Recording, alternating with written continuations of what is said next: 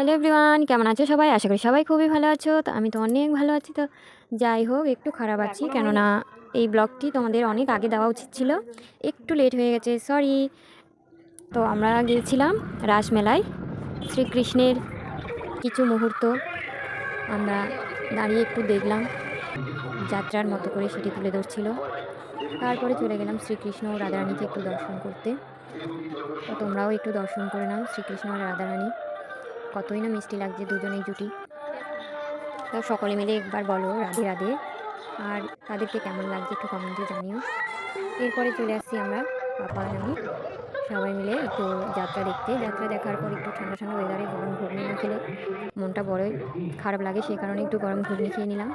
তারপরে একটু মেলার দিকে গেলাম, বেশি কিছু ওঠেনি, বাচ্চাদের খেলনা আর ইমিটেশনের কিছু জিনিস উঠেছিল, আর পাশেই ছিল একটা নার্সারিটাও একটু ঘুরে নিলাম।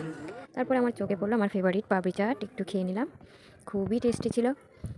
আর লাস্ট ফিনিশিংয়ে একটা করে রোল খেয়ে দিলাম বাড়ির দিকে রওনা।